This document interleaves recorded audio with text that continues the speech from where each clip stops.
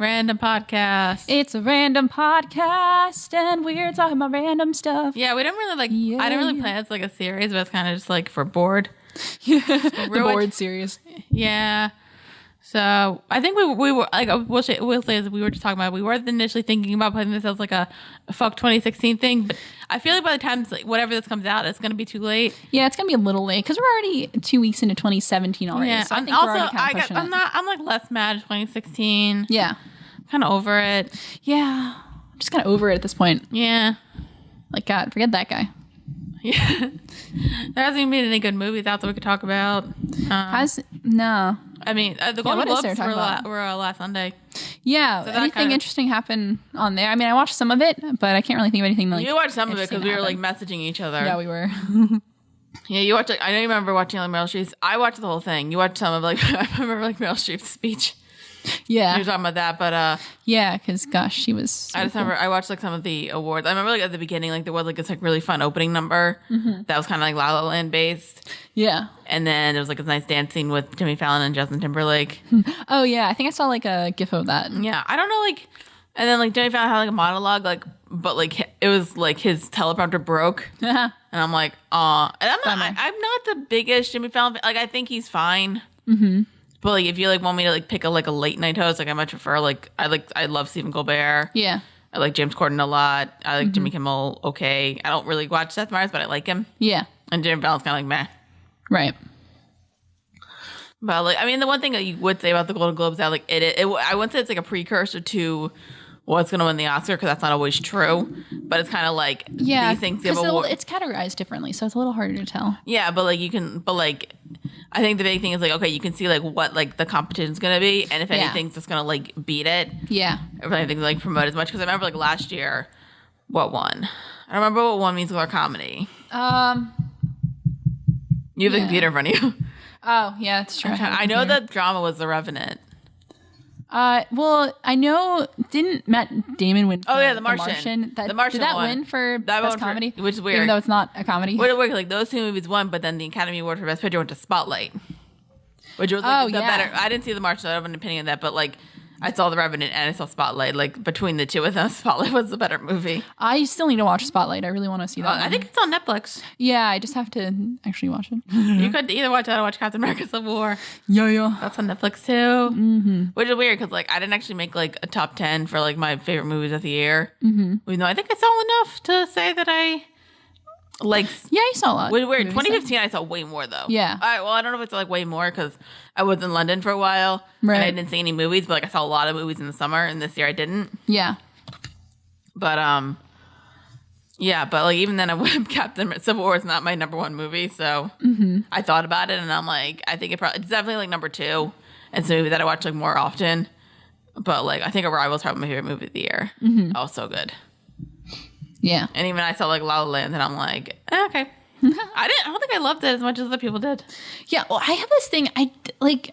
I'm not really into movies about Hollywood.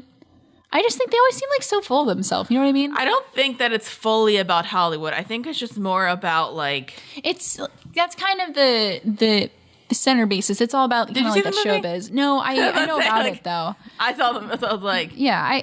So I know you probably know more about it, but always it seems like movies that are about like the art of like film and music are kind of set in that Hollywood kind of style. Always seem to like win stuff because I feel like people watch are like, yes, this is just like my life. I agree, but like, and somebody actually brought this up. And I kind of like, I think it's a movie that I kind of more appreciate more than I enjoyed watching. Yeah. But it's like kind of this idea of just like wanting to like follow like your dream, especially in the arts. And like, especially with us, like a video production, it's really hard. Yeah. To do that. Yes. And then you like, you know, like, and then maybe like you get married or like you find you start dating somebody and it's kind of like you want to like keep them, not really keep them around, but kind of like you're living together. Yeah. And you're like, yeah, like obviously like I really want to like do the simple thing. Right. That's going to like, this is like my dream, but also I need to make money. That was kind of the main aspect of like, I really want to do this and like maybe like with Ryan Gosling was a bit of a jazz club, but then like he like joins this like other like band that's like jazz and like pop infused. Yeah. And his Glory doesn't like the music, but it makes him money. That's kind of the main point. Right. Which I liked. Yeah. but I didn't love the movie. I think it's kind of, well, one thing, like, it started off for me on the wrong note with, like, the big music number in the beginning. And it wasn't because, like, it was supposed to be, like, it was filmed in, like, one shot. Yeah. And it was really, really well done. But it did, like, one, like, thing that it's just, like, a pet peeve of mine. Okay. It's really, really tiny. And I even did it for a little bit, but then it got better. Yeah. You know, like, when you're watching a movie and it's, like, a musical, and, like, obviously, like, they're lip syncing. Yeah. But it's so clear they're lip syncing. Oh, like, the way the mouth moves, it doesn't work. It doesn't look good. Yeah. And I'm just like, oh. Well, that kind of reminds me of I thought when they did the Les Mis movie, how they did that, I thought that's how the direction they were going with movie musicals at that point, which was having the earpiece, but still... No, they're just gonna... Yeah. Which I think, like, with something like Les Mis, you should do that because it's all singing. Yeah. And, like, you want to, like, and their idea with that was to get, like, the raw emotion. Yeah. But even with, like, Into the Woods, like, that was, like, the other one. I don't even think they did that with that. No, I just mean that when I heard them doing that, I'm like, oh, that's really smart. And I thought that was kind of the direction they were going to push those things, but it really hasn't seemed to take off at that point. I think it's smarter to only do that if it's, like, mainly music. Yeah. Okay. So which I don't mind. Plus, and also, like, if you've got, like, and, like, with this one, I didn't mind, especially because there was, like, a lot of dancing involved. Also, like, Ryan Gosling and, like, Emma Stone, like, they were really good. They're not the best singers. I'd say that, but there were some songs like I really liked. Yeah, like the one that keeps like getting nominated for like stuff. City of Stars. That's a really good song. Okay. It's like nice and mellow. Yeah, and then there's like this like one song that Emma Stone thinks that's beautiful. I love it, and I got the soundtrack. It's like really nice. Okay, and it looks like it's a really pretty movie, but like I wasn't in love with it. Okay, so that's that's my opinion on that. Nice. Okay. So get over it, world. What else? I know, like for acting, there was a big one because for drama, it was like Isabelle Huppert who won, and she was like she was in a foreign movie. She wasn't in like oh right, yeah, the one I told you about that. Like I read the plots of the movie. It's called Elle. It sounds kind of like Gamergatey. Yeah, I went back and kind of read the plot. It sort of sounds like, but sort of not. Yeah. Well, it's interesting. It looks weird, and it looks French, but it's by Paul. I think it's by Paul Verhoeven. Okay. You know what that is? No. He did RoboCop, and I think he did Total Recall, and then he did my favorite movie of all time, Showgirls. So. Nice. And then what else? Like La La Land won a lot. Like the director, Damien Chazelle won, Emma Stone and Ryan Gosling won for... I think for the Oscars, Best Picture, just off the top of my head, is going to be between La La Land and Moonlight. I agree. Even though Moonlight didn't win a lot, but like Moonlight won the best drama at the Golden Globes, and I think even when we did our last random episode that I didn't post, I talked about by the time this goes up. We were talking about other Oscar noms, and I said Moonlight seemed like it was well on its way to winning some serious Oscars. So that's kind of what it looks like right now, so we'll see. Yeah, and also like I'm kind of wondering like who's gonna win actor. I think because like obviously between like whoever won the musical comedy one and who won the drama one. Yeah, I think for actor stuff, I think Casey Affleck's got it. Casey Affleck, yeah. I didn't see them. I was supposed to see the movie. I didn't end up seeing it. Manchester by the Sea. Mm-hmm. One, it looks super depressing. Yeah, it does. Well, it looks like a drama. But like I think a lot of I feel like some people listen to basically like they didn't think Casey Affleck was like a good actor. This was years ago though. Yeah, and now he's like coming into his own. Yeah, good for him. Yeah. But yeah, I think Casey Affleck seems kind of like a shoo-in for Best Actor. I don't know about Best Actress, though. Best Actress? I think it might be between like Isabelle Huppert and Emma Stone. Yeah. Well, I'm not sure about Emma. Well... Because she won the Golden Globe, that's why I only think that. Like, yeah, well, she's definitely going to be a nominee. But yeah, I think it's going to be, what's her name? Isabelle Huppert. I saw her in Heaven's Gate. Okay. That came out years ago. Who I'm thinking. I don't know who else was nominated what about supporting actor and actress? Viola Davis for Fences. I think. I love her. Aaron Taylor Johnson, which was an interesting choice. Okay, but that wasn't but he won for supporting actor. You went for what film though? For Nocturnal Animals. Nocturnal Animals. Okay, I was going to go with best supporting actor was what's his name? He's from Moonlight. I don't know. That guy, I forget his name. Maybe if they promoted enough, but like... No, I think... Well, he's definitely going to get the nom, I think. Oh, yeah, definitely. But that was my guess for... Yeah, but I think the fact that, like Aaron Taylor... Because, like, he was... I think Aaron Taylor Johnson was, like... Even I was like, oh, he's not going to win. Because, like, he's not a bad actor. And, like, he's been in, like, stuff that, like, we've liked. Like, he was in Kick-Ass, obviously. Yeah. And a bunch of other stuff. Avengers, right? What? Oh, yeah, he was in Age of Ultron. He was Quicksilver. Yeah. Yeah. That one time. But so I think like the fact that he won, I'm like, oh dang. Yeah. Yeah. So that was so. Yeah. So I think like now the fact that like he did win, people are gonna notice it a bit more. Mm-hmm. So yeah. Yeah, but I still think the guy from I have to look up. Oh my god, I'm gonna look up this guy's name because I feel really bad. I think if they promote him enough, there's a good chance. Yeah. Well, that's all behind closed doors kind of stuff. And then, then catering to the Academy. Well, then also the Oscars aren't going to be hashtag all white Oscars? Oscar so white. Oscar so white. It would definitely, I think nominee wise, it's not going to be that. Yeah, well, I hope not. Maybe, definitely not for supporting. I'm not sure for leading. Yeah, it's. So wasn't that mostly white? Maybe not. I think like for the actors, I'm thinking mainly like the ladies, it's not going to, I'm not sure. Mm-hmm. Well, yeah. I'm not sure for the actors, though. Because I think Denzel's going to get nominated. Yeah.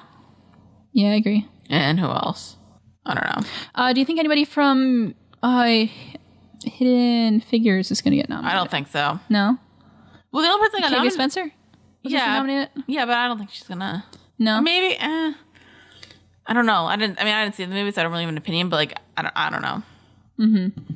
Plus, there were like other movies that like just came out that are technically supposed to be like Oscar bids, so we'll see. Yeah, there's some other. There was like the McDonald's one. Yeah. With Michael Keaton. Oh, Mahershala Ali. There you go. That's his name.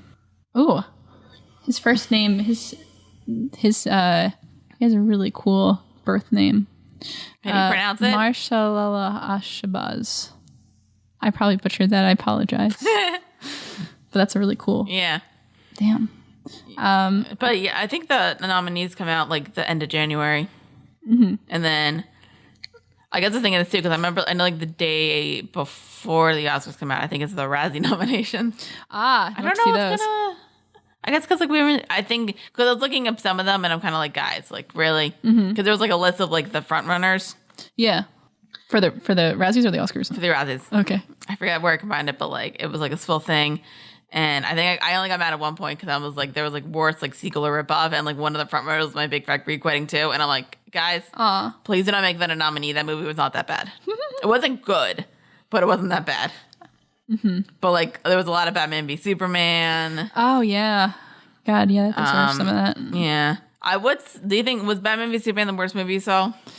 I'm not sure it was the worst movie I saw. Oh, I didn't really see a lot of movies last year. That was just a movie that was just like. But like we all knew that. Yeah, no, we knew that going into it. And our thing was, well, we talked about it on our back in our old show. We might want to link we'll link it in the description. Yeah, but it was boring more than anything. Yeah, it just didn't. I find it weird. It's like most people said, like, yes, it was a really bad movie, but like at least I was entertained. And I'm like, really? Yeah, I was so bored. Yeah, there wasn't any entertaining parts of that movie. Like I would say that would have been the worst movie, but I also saw Bad Santa 2 in the theater, so that's the worst movie. Oh, yeah. I saw Suicide Squad last night. How'd that go? Have you seen it yet? Nope. It's alright. I heard like a lot of people say like, and I feel like I probably got terrible reviews. I know, but I feel like it'd probably be better than Batman v Superman. And the fact that like it's at least kind of fun. It looks like the same person who edited Batman v Superman edited Suicide Squad. As in the editing was terrible. Because I'm not sure like. Oh yeah. It astounds me that like editing, like simple editing is like can be bad in a Hollywood film. Like it has to be at some point, but like I don't know, like it's like I'm watching. I'm like, come on. Well, I remember I could have made better. I saw like this one clip, and I think it was like the Joker trying to torture Harley Quinn and stuff. Yeah, and like the editing there bothered me. Yeah, it's like really bothersome editing. I'm pretty. Even like Jared Leto came out and said like, hey, like you kind of butchered my performance. Yeah, and I'm like, yeah, guys, like you like clearly Jared Leto's like a good actor. Yeah, he's got an Oscar and stuff. Yeah, and he can play like a bit of a crazy guy. And like even in the trailer, I'm like, oh, it looks like fun. Yeah, but like I'm like, guys, like don't go crazy. Yeah, I didn't like necessarily like Leto's portrayal of the Joker. I'm not really because of the editing or the direction. Okay. Of the character, I didn't. Well, the one things that I heard were like really good was Margot Robbie as Harley Quinn. Yeah, well, yeah, Margot Robbie was good. Any problems I had with the Harley Quinn character was more in direction. And then like scripting. I heard people like Will Smith a lot.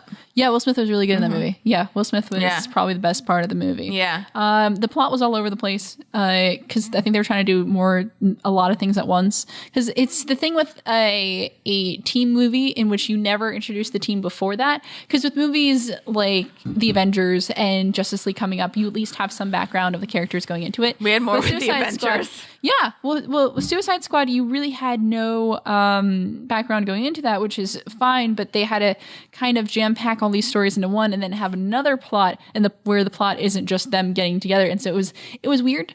And so, of course, they had unbalanced focus on some of the characters because I think they really wanted to focus on Harley Quinn because she was the most familiar to the public out of all those characters. And they focused on Will Smith's character a lot, which was Will Smith. Yeah, because it's Will Smith. But so it was like, I don't think I would have rated it as low as it is on Rotten Tomatoes. It's like a 26% on Rotten Tomatoes. What would you give it? It was like, I'd give it like a 48. All right. So maybe even higher. But I think that's what a lot of people think. Terrible editing. God, the editing was so bad. Questionable direction on some parts. The acting performances were good because also Viola Davis in that movie, right? What? Yeah. And as Amanda Waller, and she kills that because Amanda Waller is a cool character. Yeah. Because the actors were good, and any problems with the characters were not on the actors' faults, but more on direction, I think. So I had questionable direction and scripting choices and really bad editing. So that's my diagnosis of Suicide Squad. But it was cool. Because there were some parts where you really got to see them actually trying to do a DC cinematic universe, like that they were actually pulling things in. Because Batman makes an appearance, like Ben Affleck. Is really? Yeah, Ben Affleck is actually in the movie. I thought there was just like a clip. No, well, he is in. It's only like he's not a huge part in it, but he makes. But you actually, I guess I thought he's not like you actually like see like. Oh, okay. I thought it was like a thing. Like I knew like Batman was in it, but I thought it was like a silhouette or like a shadow thing. That's so what you wouldn't actually need Ben Affleck. That's what I thought. So I'm not sure if this is spoilers. Anyway, but that's what I thought. But then no, he actually has like a couple lines, not a lot, but just enough where he's like, oh, like he's actually like Ben Affleck is like actually in this movie. Word. That's Hooray. cool. And also, can I spoil it a little more? Do you care? I don't care. All right, spoiler. Flash shows up for like 3 seconds, and I was like, Flash, what are you doing? I like geeked out for a second. I was like, it's that guy. Because one of his villains is on the Suicide Squad. So, which one? Captain Boomerang. Is that the Jai Courtney one? Yeah. Okay. Yeah. So Flash shows up for like 3 seconds, but I kind of geeked out because I was like, oh, God, that guy. And they did a little bit of setup for Justice League. And I'll admit it, I'm actually really excited for the Justice League movie. I mean, DC and like Warner Brothers and all those people who are part of that cinematic universe have done nothing for me to be actually excited about that movie.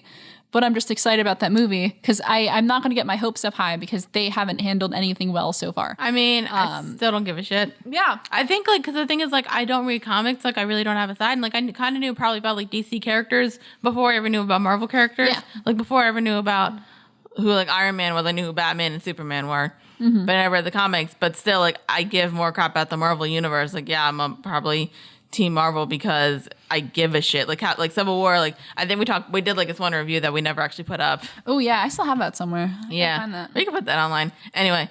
But we were talking about that and like how that's also it was interesting that there was like 2 like superhero v superhero fights in 1 year. Yeah. And like with like 2 different companies. Yeah. And the thing with like Civil War, like a lot of people, I think, because I watched like the Honest trailer and like the one complaint was like this, like nothing really changed. Yeah. Which is true, but like that's kind of true with the Marvel Universe. But also, like, even if it didn't, I think it changed a little bit, but I'll get into that in a second. Yeah. But the fact of the matter is, like, yeah, they're fighting and like, yeah, they're like trying to protect Bucky and whatever, but like, I at least gave a shit. Yeah.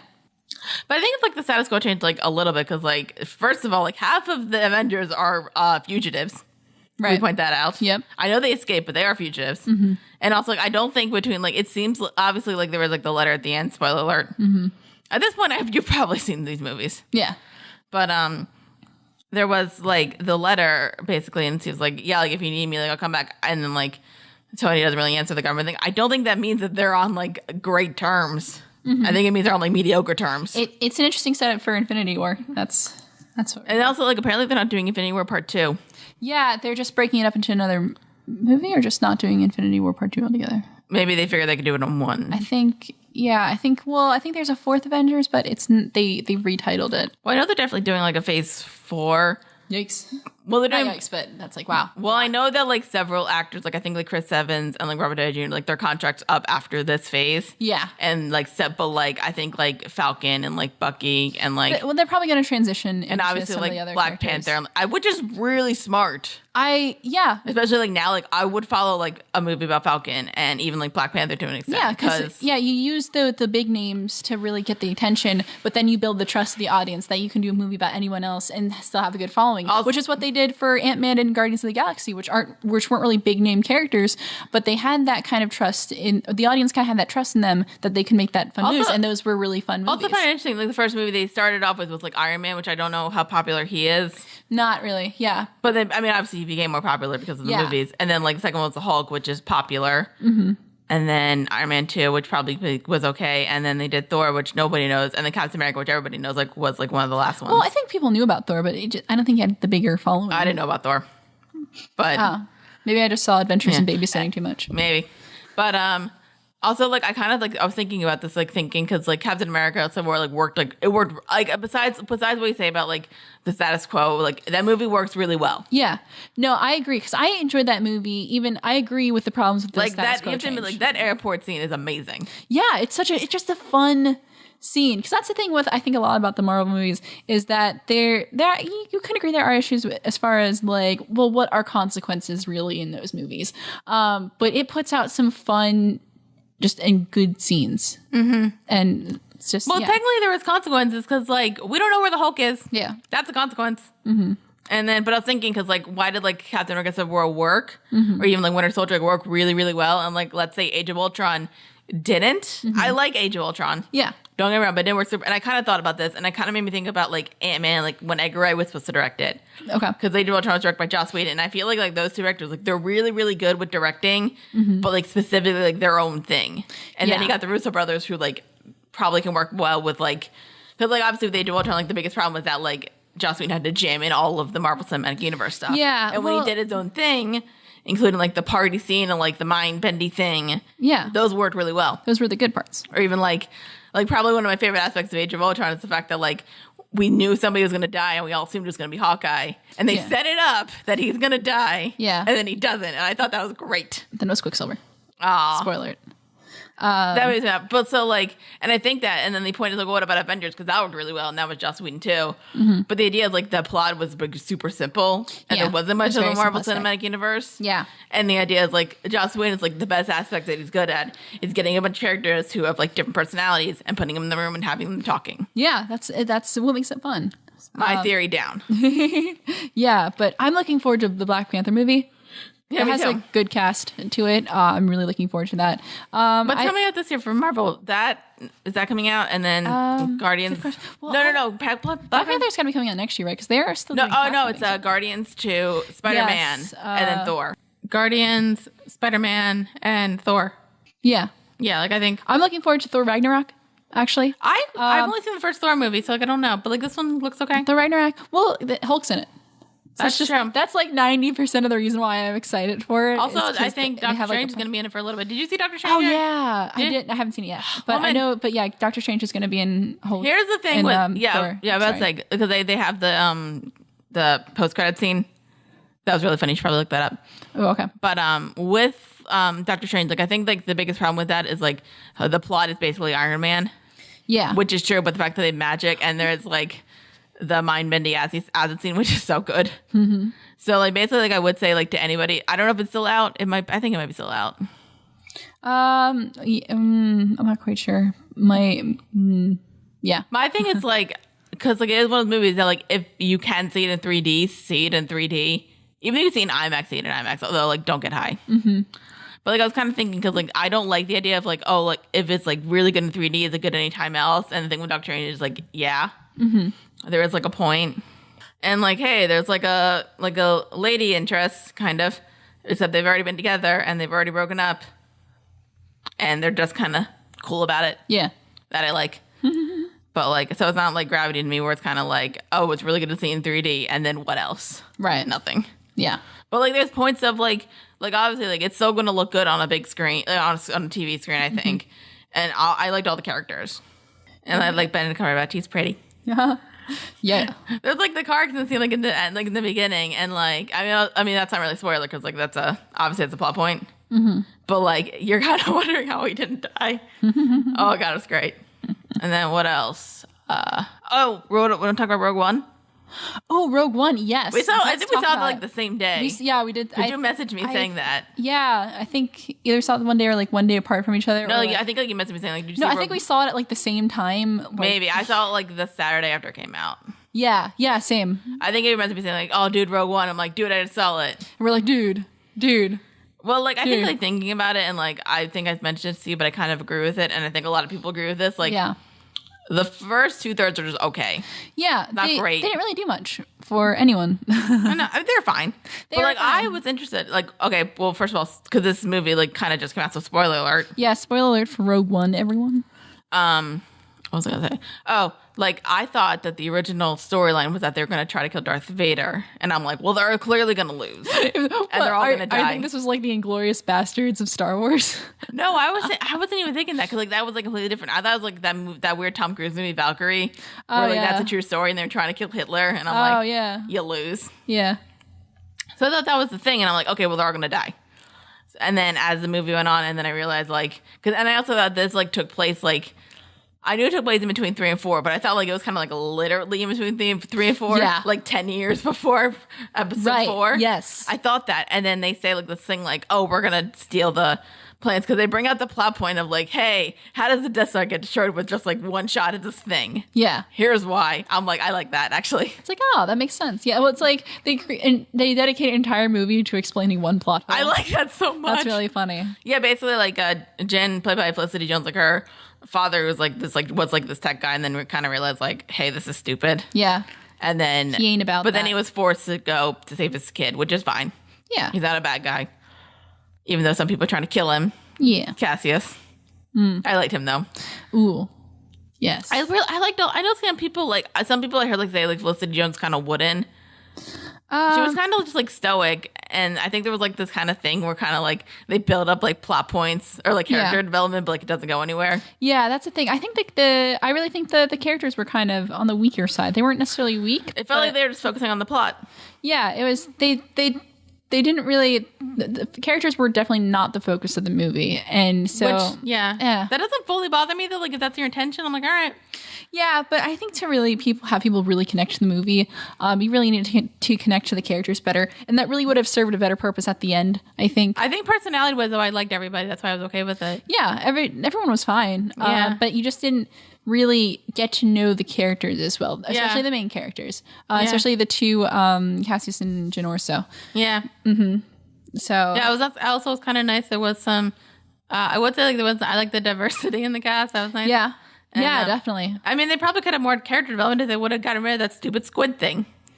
Yeah, what was the deal with that? God, that was so weird. It made no sense. It didn't. Because it came and it went, and it had no effect on anything. Mm-hmm. Like I don't know why it was in there. Also, like I thought this was interesting. Like the idea that like all like the female like leads in like Star Wars are just like white brunettes. Yeah, I found that funny. I was like, wait a minute.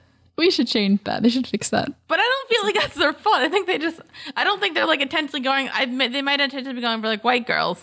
Yeah. But like I don't think they're just going for brunettes. Yeah. I don't know. They just like pick this person like, oh, she happens to be brunette. Yeah. Who knows? There's got to be blonde somewhere.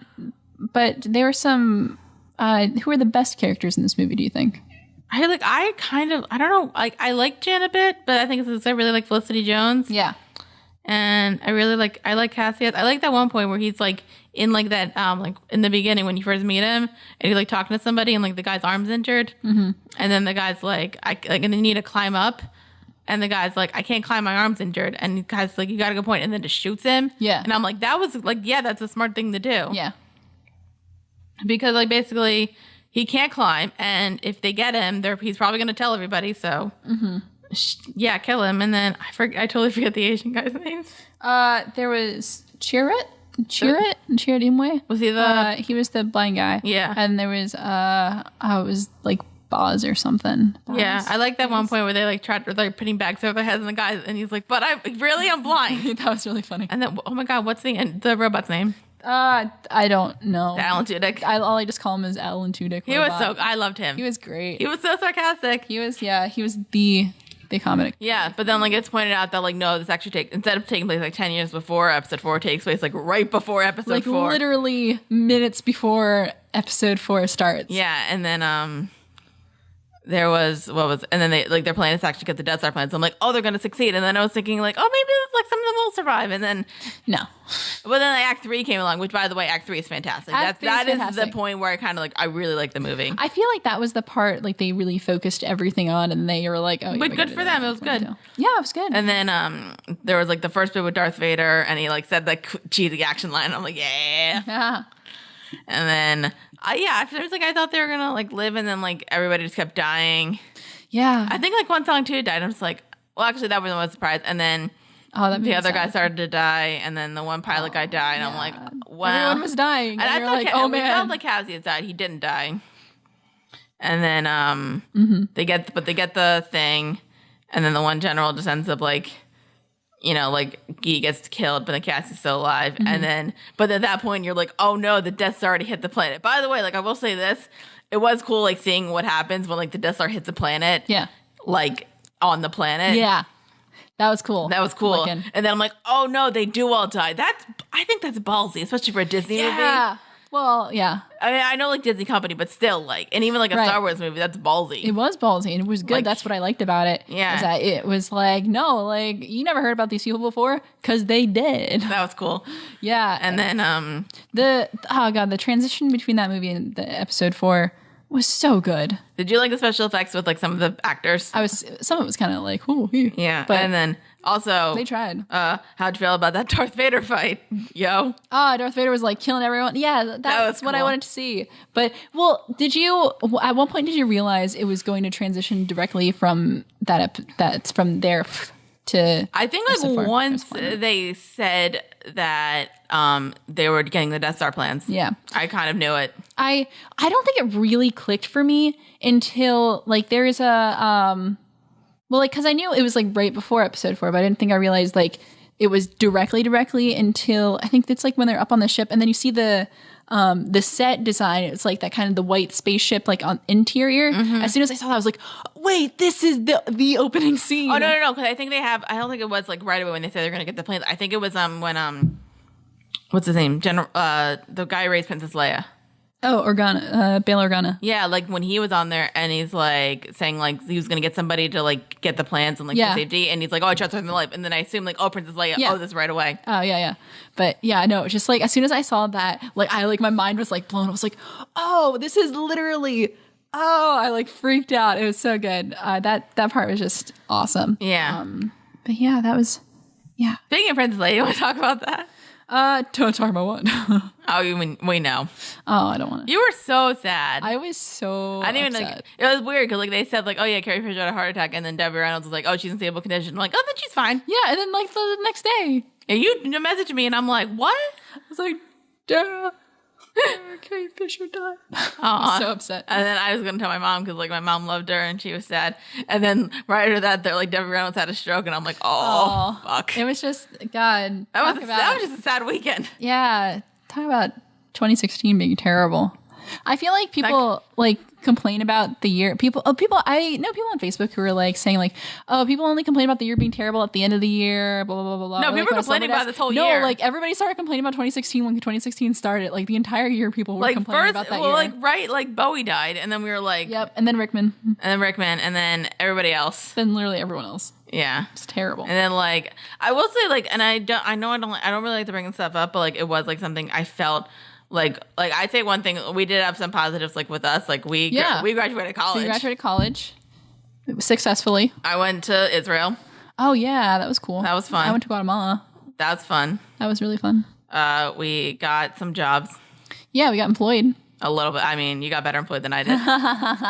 And then, like, I say, because I don't want to bring this up like specifically about like I don't like to bring up politics, but like I will say like something positive about politics this year, which is that like it forced me to change because like I was like because like I realized like, oh, I only listen to people who are are like liberal and are on my side. Right. And I'm like, I can't do that. Like, Right. that's not right. Yeah. So I started listening to like people who are like a bit more neutral, or like even like some people like who are a bit Republican and who aren't crazy Republican. There's a difference. Yeah. Cause like I'm like, you know what? Yeah. Like not everybody's crazy. Word. And even like on the liberal side, there are some crazies. Oh, there are some crazies. Yeah. I realized and I brought this up, like social justice warriors, they are the scum of the earth. Maybe not the scum of the earth. They're like some of the scum of the earth. Yeah. But and like the fact that like I would say like, oh yeah, I think I'm like a bit of a feminist, and then like I kind of like realized like, well, what that's turned into, and I'm like, nope, nah, I don't think I am anymore. No. But no, like if you look at like I feel like the real definition. Yeah.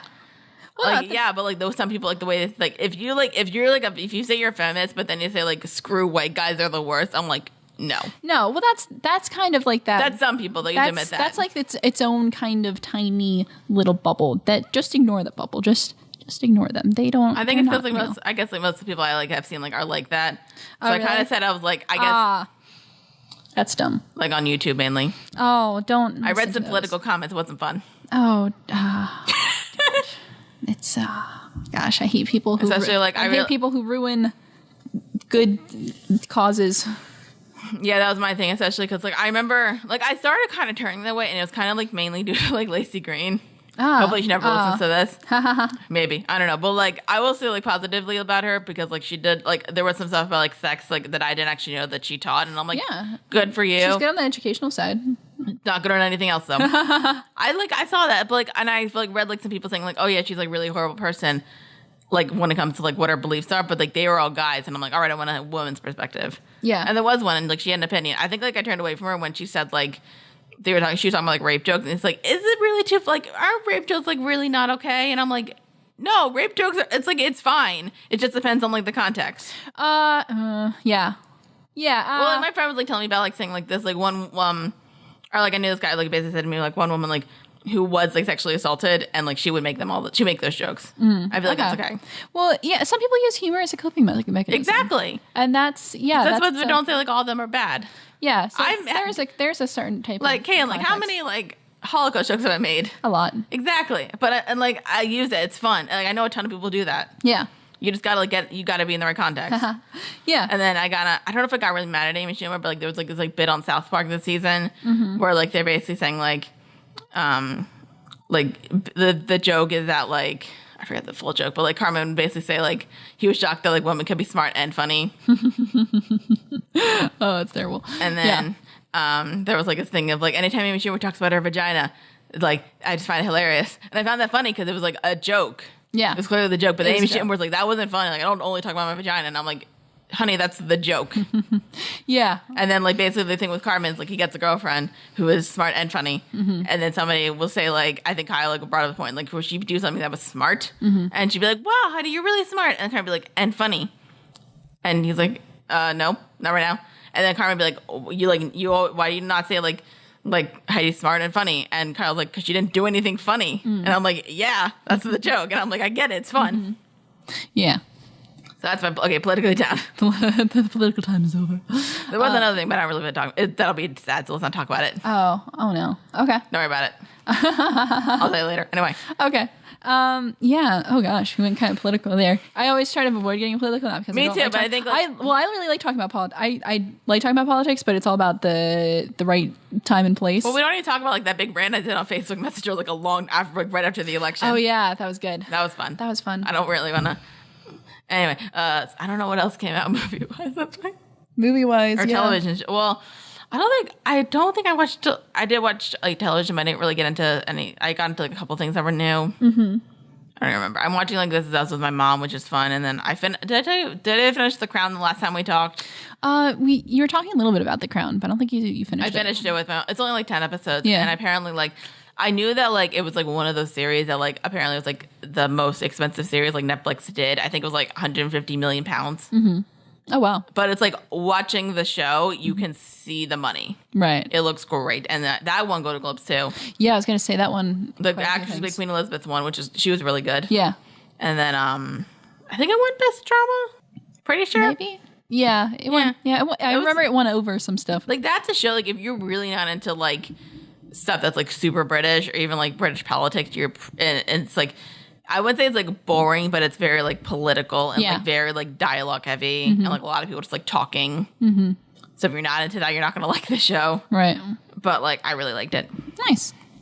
And I got into it, and then like This Is Us came back, and I won't spoil anything, but like like that thing where like youth like and because they ended it on like a cliffhanger where like one of the best characters might have died, and then he didn't, and I'm like, yay, nice.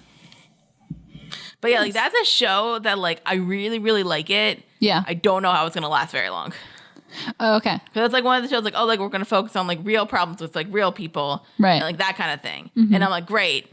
How does that last for like 6 seasons? Yeah, I can see like 2, maybe 3.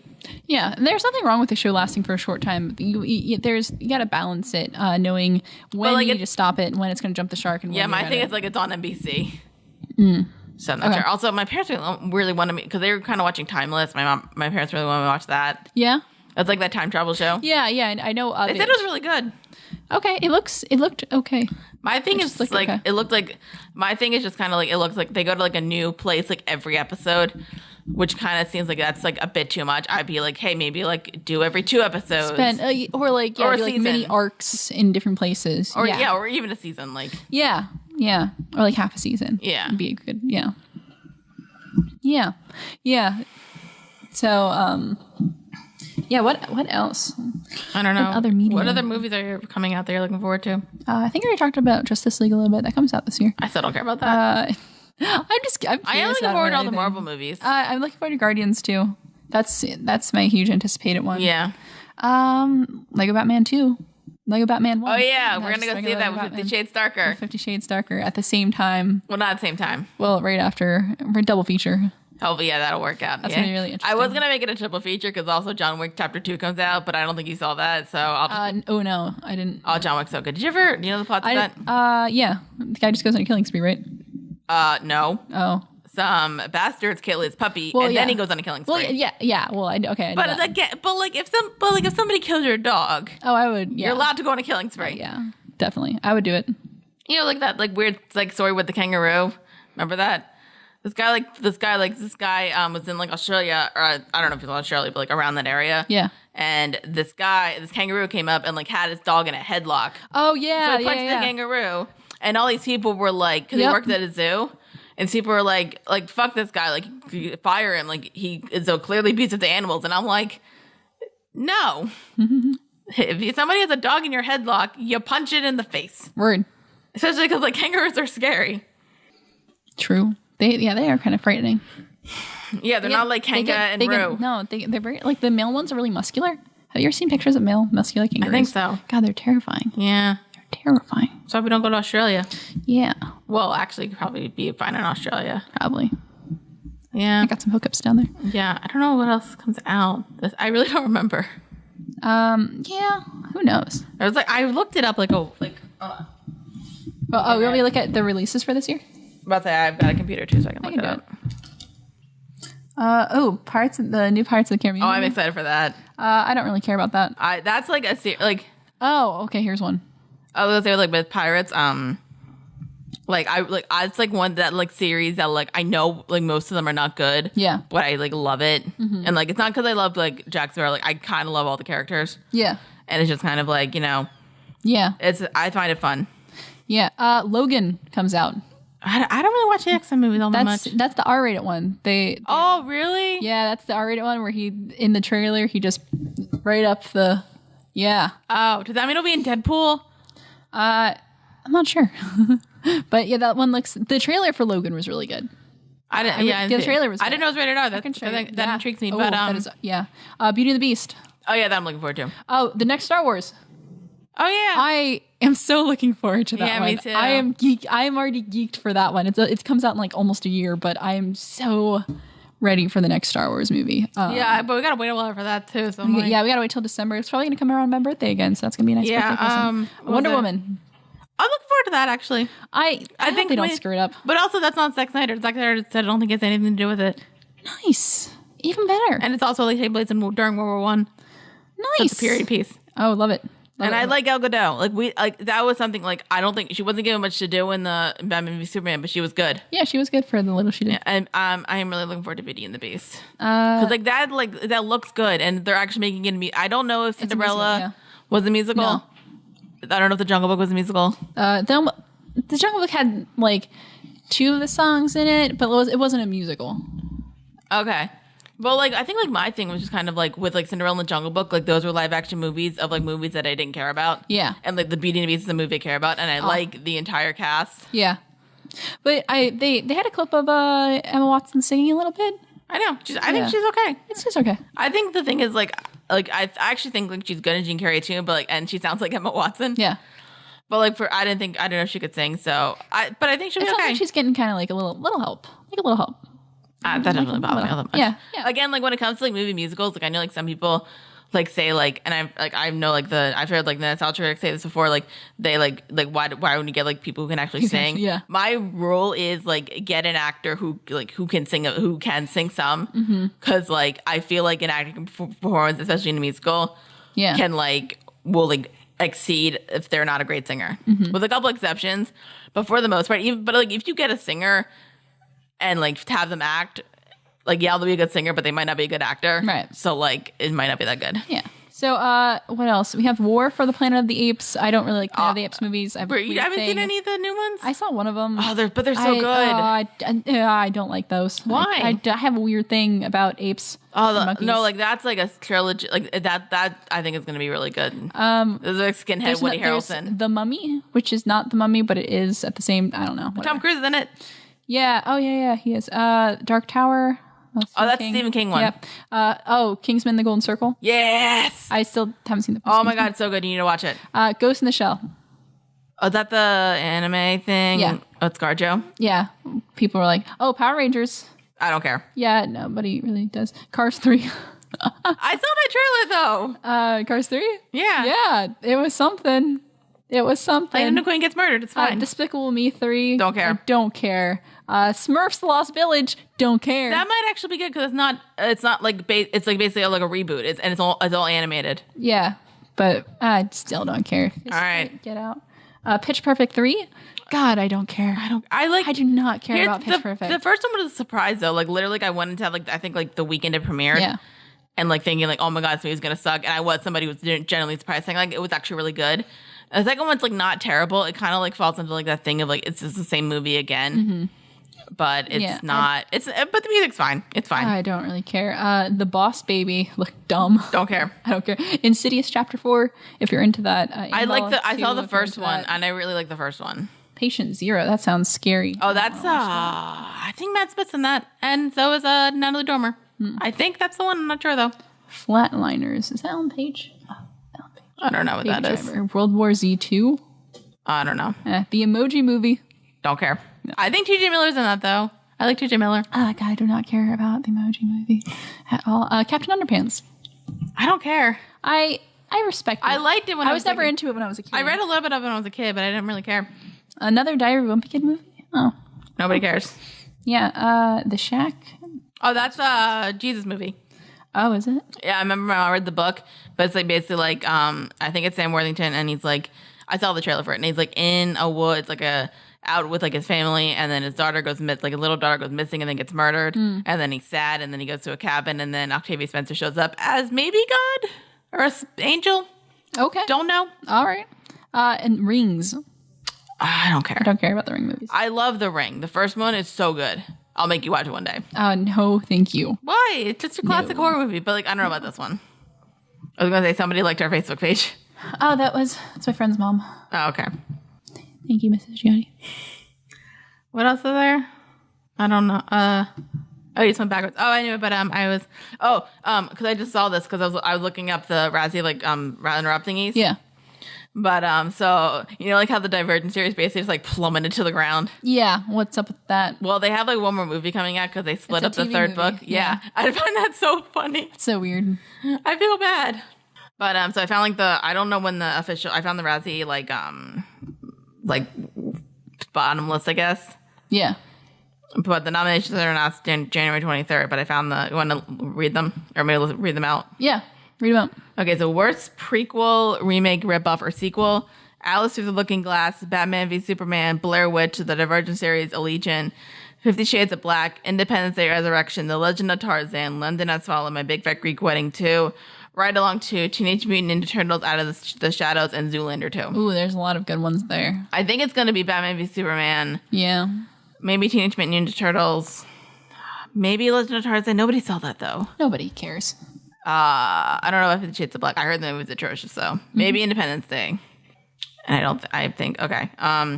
Worst screen combo: Ben Affleck and his BFF, badass foe forever, Henry Cavill in Batman v Superman. Any two Egyptian gods or mortals in Gods of Egypt.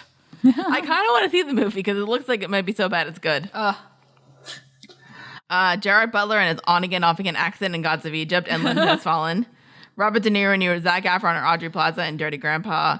Johnny Depp and his vibrant costume in Alice Through the Looking Glass. Mm-hmm. The entire cast of once respected actors in Collateral Beauty. Oh, I want to talk to you about that. Oh, I didn't see it, but I know the plot. The entire cast of once respected actresses in Mother's Day. Megan Fox and neither Stephen Amell or any Ninja Turtle in Ninja Turtles.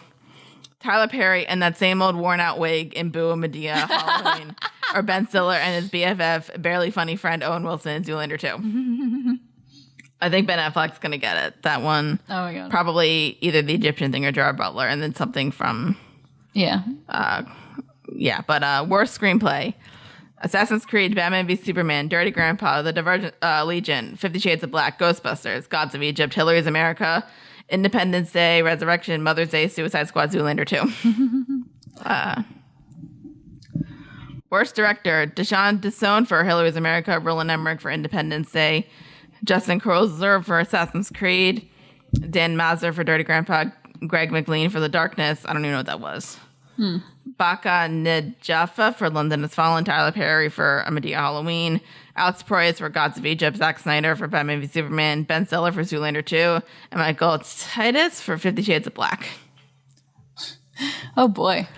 Again, this isn't like the nominees. This is just like runners up and like they're gonna be picked from this pool. Yeah.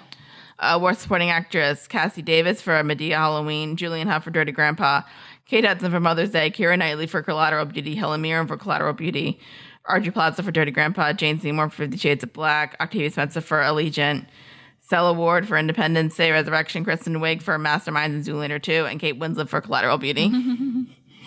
I know why Collateral Beauty is getting all these nominations because I'm going to tell you, and you will be. Don't look it up. Okay. I'm going to tell you, and you're going to be upset. Okay, worst supporting actor: Nicolas Cage for Snowden, Benedict Cumberbatch for Zoolander 2, Johnny Depp for Alex Through the Looking Glass, Jesse Eisenberg for Batman v Superman. I think he's going to get that. Oh, he's got to. Will Ferrell for Zoolander 2, Jeff Goldblum for Independence Day: Resurrection, Jeremy Irons for Assassin's Creed, and Batman v Superman: Dawn of Justice. Don't put Jeremy Irons in that. Aw. He was good in that movie. He was. Jared Leto for Suicide Squad. DJ Miller for Office Christmas Party. Jeffrey Rush for Gods of Egypt. Brenton Thwaites for Gods of Egypt. And Owen Wilson for Masterminds and Zoolander 2. Worst actress: Jennifer Aniston for Mother's Day and Office Christmas Party. Marion Cotillard for Allied and Assassin's Creed. I heard Allied wasn't that bad, though. Who knows? I heard it looked fine. Megan Fox for Ninja Turtles. Radha Mitchell for The Darkness. Tyler Perry as Medea for Medea Halloween. Margot Robbie in The Legend of Tarzan and Suicide Squad. Yeah, Margot Robbie didn't have a great year. I mean, she was in that one movie with Tuna Fey that I think came out this year. That was actually... Oh, Whiskey Tango Foxtrot? That was actually a pretty good movie. Yeah, I like that one. Julia Roberts for Mother's Day. Rick Bader Turner for Hillary's America. Naomi Watts for Allegiant and Shut In. And Shaylee Windling for Allegiant. Worst actor: Ben Affleck, Batman v Superman. Kevin Bacon for The Darkness. Gerard Butler for Gods of Egypt and London Has Fallen, Henry Cavill, Batman v Superman, Deshaun D'Souza for Hillary's America, Robert De Niro for Dirty Grandpa, Zac Efron for Dirty Grandpa, and Mike and Dave Need Wedding Dates. I saw that. That wasn't that bad. Liam Hemsworth, Independence Day: Resurrection, Brad Pitt, Allied, Will Smith, Collateral Beauty, and Suicide Squad, Ben Stiller, Zoolander 2, and Marlon Wayans, 50 Shades of Black. And this is the worst picture, like, pre-nominations. Assassin's Creed, Batman v Superman, Collateral Beauty, The Darkness, Dirty Grandpa, Divergent Series, Allegiant, 50 Shades of Black, Gods of Egypt, Hillary's America, Independence Day: Resurrection, London Has Fallen, Mother's Day, Suicide Squad, and Zoolander 2. Nice. Yeah. So let me tell you about Collateral Beauty. Oh, okay. Okay, so you saw the trailer, right? Yeah. So what's the trailer? What do you think the plot is? The plot is like a guy who is sad, so he writes letters to various abstract entities, and then they come and talk to him and give him life advice. Nope. Oh, God. Okay. Okay. Sure. So the plot is Will Smith loses his daughter, and he's sad. Yeah. Okay. And then he basically spends time in his office just making domino stuff and writing to death, love, and time. Yeah. Okay. And then he's got some friends who are Edward Norton, Kate Winslet, and Michael Pena. Yeah. And he actually runs this advertising business with Edward Norton. And he's basically Will Smith's basically running the business into the ground because he's sad. He's sad. Yep. Right. And then Edward Norton's wants to sell the company. So his idea is, I'm going to make Will Smith look crazy. Let's hire these actors. Oh, Jesus Christ. To play. Because they first get a private detective to find these letters that he's writing. They hire some community actors to play Death, Love, and Time. No kidding. Then they have him have discussions with Will Smith. Then their plan is to cut them out and make it look like Will Smith is crazy. What? That's the plot. No way. Yeah. No. Yeah. Holy shit, I have to look that up. No, I watched I watched a review and somebody said no, that's not the plot. The trailer lied to you. And then I watched the Cinema Snob Brad Jones review and he said the same thing. No way. And then there's another couple of twists which I will tell you because nobody should see this movie. No way. Oh my God, that's so crazy. But you gotta think, that's a horrible thing to do. Yeah. Why would you? I'm mind blown right now. Holy shit. My brain is just that. And wow. Wow. And then there's two twists. The first twist is that so Ellen Mirren's is a community actress who's playing Death, and then there's the kid who plays Time, and then Keira Knightley plays Love. Mm-hmm. So that's the idea. And then they also kind of connect with Michael Pena, Edward Norton, and Kate Winslet because Michael Pena is dying, so he talks to Death. Yeah. Death. You know what I mean? Yeah. And then Kate Winslet wants a baby and she didn't have one because of career. Mm. So that's Time. And then Edward Norton trying to connect with his daughter, so Love and stuff like that. Mm-hmm. And then Will Smith actually figures out the ruse. Yeah. And I guess, I don't know, like I said, I didn't see the movie, but I know the plot. Oh my God, that's oh my God. So I'm not sure if he's still friends with them. He shouldn't be friends with them. No. And there's points where they have conversations and I heard he starts yelling at Helen Mirren and but there's other people around, so they could probably defend that and say no, there was a woman there. Wow. Just saying. But then the first was that it turns out that Helen Mirren, Keira Knightley, and the black kid, I don't remember his name. They were actually Death, Love, and Time. They were Death, Love, and Time posing as community actors that were hired to play Death, Love, and Time. What the hell? And then there's another plot twist. Holy shit. Where it's Will Smith tries to go to this grief counseling thing, group thing. Yeah. And he meets Naomi Harris, who and they start like talking, and it kind of like seems like they have a thing, and like because like her daughter died as well, and like her name is Olivia, and she died like this rare disease. Yeah, and like they're kind of talking, and it's kind of like oh, it's like I think it's like they were talking about because like I don't know the full thing, but so they're kind of like it's like falling in love a bit, and then it's kind of like I think like the woman wishes like with her husband, I wish we could just be strangers again. And then, so like I said, like her daughter's name is Olivia, and then you find out Will Smith's daughter's name, which is also Olivia. Yeah. Turns out they were husband and wife, and they're just acting like they never met before.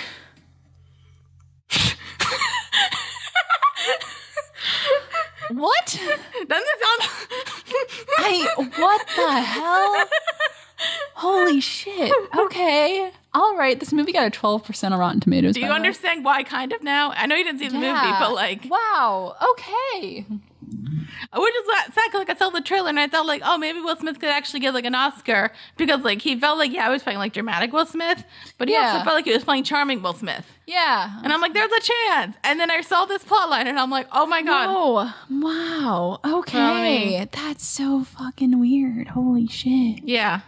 Yeah, so that's true. And it's like, what the hell? Wow. Okay. That is something, kids. That is something. I'm trying to wonder what the budget is. I guess it did make his budget back, like a little bit. Yeah. Oh, so it's like So it made back its budget. Yeah. So basically, the main characters with the so Naomi Harris to watch a video of her husband playing with her daughter, who turns out to be Howard and Olivia. Howard's Will Smith. Grief has separated Howard from Madeline, who's Naomi Harris, and she agrees to them becoming strangers once again, and he has wished Howard finally acknowledges, and so basically, like, they just are strangers again. What? And they make amends and rebuild their relationship. But yeah, that's like, what? So, like, it's like they kind of, like, didn't actually have magical realism, and then there was magical. Because, like, that was the biggest problem with the trailer. Because, like, obviously, yeah, you saw Will Smith, but then you also saw Helen Mirren and Keira Knightley. And I gotta find out this kid's name. Alrighty. His name is Jacob Lattimore.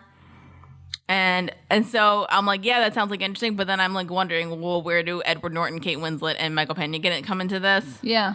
So that was like my big thing. I'm like, okay, they're probably gonna explain. Maybe they're like, I thought it was gonna be like It's a Wonderful Life thing where they're like angels, and they just like do this. Yeah. Nope. Everybody's just an asshole. Alrighty. That's an asshole thing to do. Yeah. Like, hey, buddy. Oh my god. That's crazy. Oh, and it was originally supposed to be in it were Hugh Jackman and Rooney Mara. But this was in 2015. And what else was the movie? Oh, I was going to talk about this movie with you. Did you ended up at all seeing Passengers? No, I heard things about it that were like, what?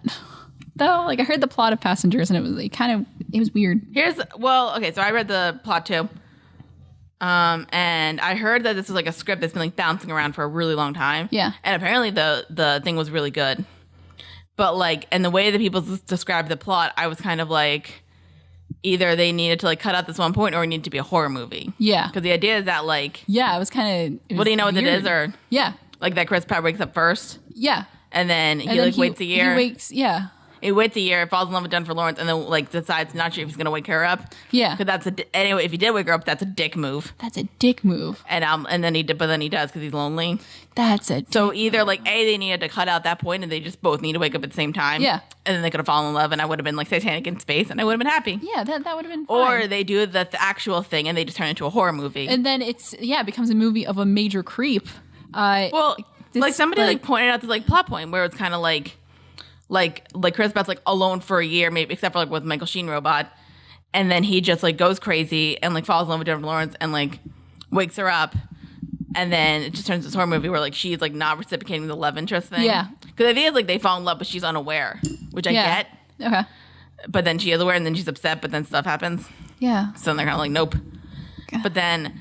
So then, like, the thing is, like, oh, he's not gonna fall in love with her, but then and then he kind of just, like, maybe gets a bit rapey, which I would get if he went crazy. Yeah. And then it's, like, a thriller, which would have been really good, I think. Would have been interesting. And then that would have been really interesting. I don't think this is the actual ending, but, like, I think the idea, like, would have been, like, she ends up maybe, like, evacuating him into space, and then another year goes by and she does the same thing, which would have been... Oh. That would have been good. That would have been cool. Yeah, that would have been a really interesting ending. I like that. I read somewhere because the original script was apparently fantastic. Yeah, I read like one review and this one guy didn't like it, but I hated the reason why I didn't like it because it was literally like it doesn't make sense. Why would if something goes wrong, why would only one pod wake up? And I'm like, that's your biggest problem. That's the biggest problem. No, that's no. So yeah, that was the thing. Yes, basically the original script for Passengers was written in 2007 and had been in development hell for years. Yeah. And the film was originally set to star Keanu Reeves and Emily Blunt. I feel like if you did that, you could have done the horror thing. Yes, definitely. And it was supposed to be like a $35 million budget. You could have done that. And yeah, it was announced that Sony Pictures had won the auction for the rights to the film, and then they probably...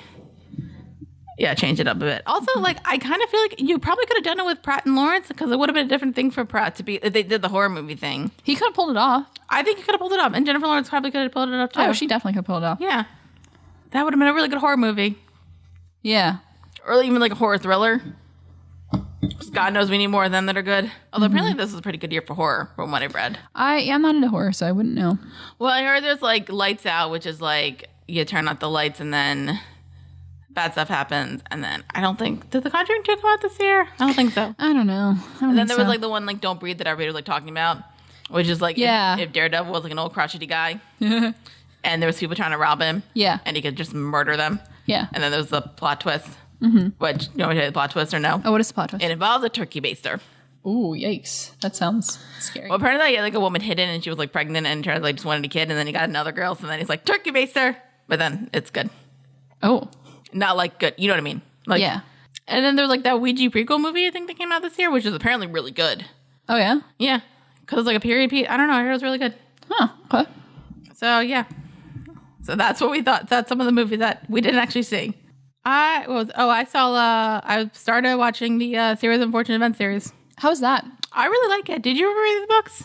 I read a couple of the books. I read I got like 3/4 of the way through book 10, and then I kind of stopped just because of life. Yeah, and then I got back to it. But like I think because like I never actually kind of picked this up when I was like reading the book, but like it's kind of like quirky, like dark. Yeah, because the idea is that like they don't wait. Like the thing is like the opposite. Like don't read the book. Yeah, because it's gonna make you sad. Exactly. So it's like, and that's kind of like it's like dark, but it's like kind of quirky dark. Exactly. And like. So, like, the show kind of plays it up a bit better compared to the movie. Yeah. Which, like, I don't think it's a bad movie. Mm-hmm. It's fine. It was fine. They had that stupid train scene, which was stupid. And, like, I think some people like, point this out because, like, basically, I didn't realize this. The series is actually the first 4 books. Okay. Which, like, I thought was going to be a problem until, the movie was the first 3 books. Yeah, but then I remembered, like, especially like, in the first book, not a lot happens. Yeah. It's, like, 2 specific plot points that are big, and that's it. So, basically, each book gets, like, it's 8 episodes, so each book gets 2 episodes. Okay. And they're about an hour long. Nice. That's not bad. So, you can do it. And I think the kids are really good. I thought, like, the girl who played Violet, she looked, like, really young. Mm-hmm. But maybe that's because of, like, I'm skewed to, like, what 14-year-old should look like. Yeah. But like I figured she is technically 13. Oh, so, and then the kid who plays Klaus is actually like dorky looking and not like good looking like in the movie. Oh, true. And yeah, and then the baby who's a baby. Mm-hmm. And like they definitely like changed the way like it like obviously I think the big problem with the movie is that like they didn't get the tone because like the movie's pretty dark. Yeah. Except for like Jim Carrey's is kind of silly. Yeah. And this one like there was like some colors and stuff like that. Mm-hmm. And like because I didn't realize this that Barry Sonnenfeld did some directing, and I know like he also directed the Addams Family movie. Oh, okay. And then he also in Men in Black and stuff too. But then he also did some episodes of Pushing Daisies, and it kind of looks like if you mix Pushing Daisies with the Addams Family. Ah, okay. So like the sets look really good. The special effects aren't great. They're okay. Yeah.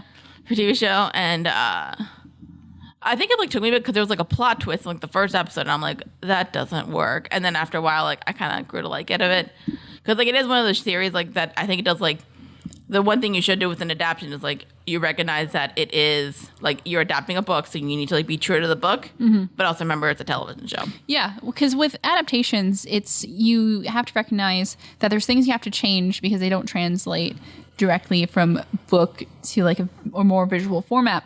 But you also have to but you only need to change things if you need to change things. Don't change things for the sake of changing things. So there's a fine line there. Mm-hmm. Yeah, and then there's like Neil Patrick Harris, who is fantastic. Mm-hmm. Who's Neil Patrick Harris? Because he's really good, especially because like Count Olaf, because that's what he plays. Yeah, it's like a really fun role. Like first of all, like the makeup's really good. Mm-hmm. He looks and like Neil Patrick Harris, like he's the type of guy like I believe him as like kind of like the over the top kind of guy, but he can also play creepy. Right. So yeah, I mean he's proven that before. Yeah, and I love how like they differently handle Lemony Snicket of it from the movie because like in the movie like and especially like it's also like I think at that point when the movie came out we didn't know who Lemony Snicket was. Right. And so like they kind of I think a lot of people assumed he was British, so like the movie's also kind of British. Yeah. Yeah, it has that kind of British. Well, like I know like the humor Mr. Poe was British, and then Uncle Monty was Billy Connolly, so he's Scottish, and then I think Meryl Streep was trying to put on a British accent as well. And then now we know who Lemony Snicket is, and he's an American. Yeah, and this time, and like I know in the movie he's played by Jude Law, like in Silhouette, and this time he's played by Patrick Warburton and not in Silhouette. Yeah, but like if also like because I think what's his name like Daniel Holland or something like that. Yeah, and like if you look at him, like he's not I would say big. He's not like fat. He's just like. He's a bit like on the bulkier side, but he's also really tall. Right. So Patrick Warburton's good. Right. Yeah, that's a good pick. Yeah, and there's some jokes like I genuinely laughed out loud. Yeah. It's like really funny. Good. I think I'm gonna have to check it out now. Oh, it's really. I'm on. I finished I'm like halfway through. Mm-hmm. And it's just kind of like silly. There's like one joke where it's kind of like, it's like a sort of like running joke. It's like a couple of times. Yeah. And they're basically like, they joke about there's like, they like see like, it's like a sweet or something or a cupcake. And the adult's like, I love these when I was your age. And then the kids are like, we're all different ages. Which like technically like, they're all different. They're like different ages from the baby. But like, Klaus is supposed to be like 12 and the Val's like 14. Okay. Yeah. So I mean, but like still. Yeah. But there's like, what different ages? Mm-hmm. And also like the way the kids act, like, because obviously it's like, and they're supposed to be like really really smart kids. Yeah. So they do act like really smart, and they have like a lot of like, they speak like very clearly, and like they've got like a dialect kind of thing. Yeah. I mean, they speak American, but like right. But then they also kind of act like kids. Good. So I'm like, yay. And then I think also like something that's really good compared to the books is that like in the first like couple books, like there is like that like ongoing like plot line with like this like organization and stuff. Yeah. So, like, in the books, they don't bring that up for a while. Like, I don't think it comes up to, like, book 5. Mm-hmm. But, like, they kind of bring it up in this a bit. And it's, like, interluded really well. Right. Okay. And good. I think this is a good... I wonder if, like, more... Because there's, like, some pretty, like, fair and big-name actors. Like, Joan Cusack was in it. And Asamami was in it. And Alfred Woodall's in it. And, like, the thing is, like, if you do it, like, based on a book, like, a lot of these characters don't come back. Right. So, like, you can... Like, an actor can come in, do it for a couple episodes, and then leave. You'd have those big names kind of in there. Yeah. I also love the theme song. It's so good. Yeah, somebody sent me a link to the theme song. It's like I wasn't expecting like when I heard it, but I was like, oh, it makes sense. Well, yeah, because like they're really big on like don't watch this, and it's because like that's the way you do it. Yeah, no, I was just I wasn't expecting singing, and Neil Patrick Harris to be singing, but then he was, and I was like, oh, well, I guess it makes sense. Though. I didn't really produce the show. Apparently, he does. Oh, is he a producer on it? Yeah. Oh, good for him. So I guess that's why he probably sang. Well, no, it just makes sense that he would sing that theme song. Anyway, yeah. Cool. The end. All right. That concludes us talking about random stuff. Bye. Yay. Peace. Bye.